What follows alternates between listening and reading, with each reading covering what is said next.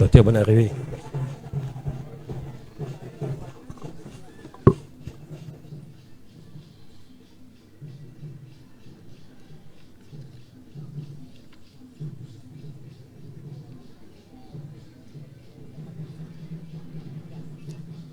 Excellences, messieurs les ambassadeurs et représentants du corps diplomatique accrédité du Togo, monsieur le préfet des Lacs, monsieur le maire, messieurs les maires, honorables députés à l'Assemblée nationale, honorables dignitaires et rois traditionnels ici présents, distingués prêtresses et grands prêtres, monsieur le président de la Chambre européenne au Togo, mesdames et messieurs, en vos rangs, à vos différents grades et qualités respectifs, chers invités, le Festival des dignités noires qui a vu le jour en 2006 honore une fois encore le Togo pour sa 9e édition pour célébrer les traditions d'Afrique et de sa diaspora. Nous sommes donc heureux d'accueillir tous les amoureux de culture africaine et tous les passionnés d'Afrique pour ce rendez-vous d'affirmation d'une facette importante de l'identité africaine.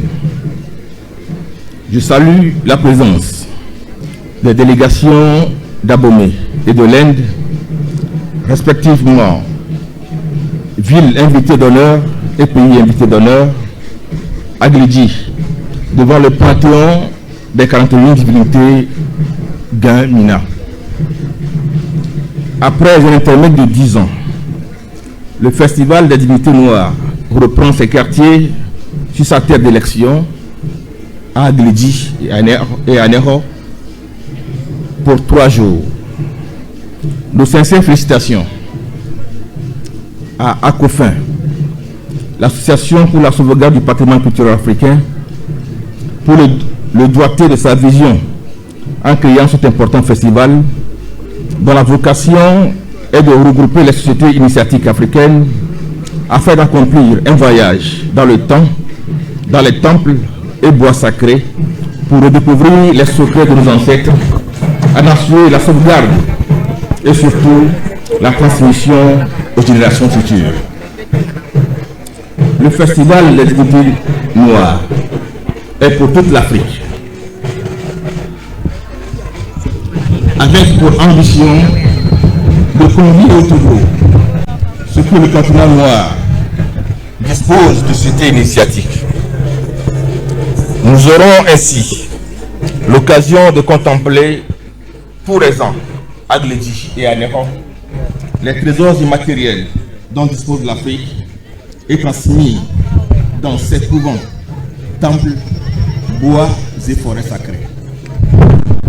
Mesdames et messieurs, dès la création du festival, les sociétés initiatives du Nord Togo ont répondu à l'appel, en l'instar des danseurs de feu Bassar et les jeunes vierges, filles vierges, suivies par les Condona de Pia et les Sola.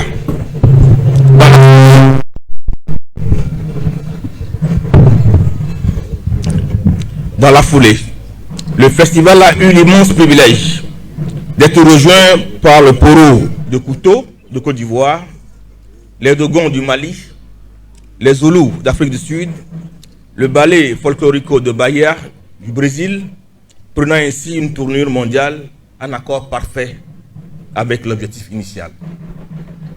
L'important événement culturel et cultuel que ce festival est devenu vient prolonger la vision et la politique d'authenticité instituée en 1974 au Togo. Je veux bien parler du retour, de la politique du retour aux valeurs endogènes, en accord avec notre identité africaine. Cette vision est poursuivie et soigneusement entretenue par le président de la République, son Excellence M. Faure Sezona Gnassingbé. Le Togo a conservé jalousement ses traditions et ses rites, en l'ester des condonants, des solas, des danseurs de feu et des vierges bassards au nord et au sud, les vierges Adifo et les 41 divinités Guemina. Il nous incombe aujourd'hui d'unir nos efforts pour que ces différentes sociétés initiatiques togolaises soient classées au patrimoine immatériel de l'UNESCO. Et je puis vous dire que c'est l'un des objectifs auxquels le gouvernement s'attelle aujourd'hui. Mesdames et messieurs, le foisonnement des initiatives de ce genre à travers le continent prouve à suffisance que l'Afrique est en train de se réveiller pour s'affirmer dans le monde. Ainsi, je me réjouis de la tenue du festival Vodou Days du Bénin les 9 et 10 janvier dernier et qui porte le témoignage d'une dynamique vertueuse et qualitative de valorisation des sociétés initiatiques d'Afrique et de sa diaspora. J'ai hâte d'assister à la 10e édition du Festival des divinités dont je souhaite l'ouverture le 12 janvier de chaque année. Je proclame ainsi donc l'ouverture solennelle du Festival des divinités noires en souhaitant aux festivaliers venus de partout de vivre 3 jours de passion intense des cultures africaines. Je vous remercie.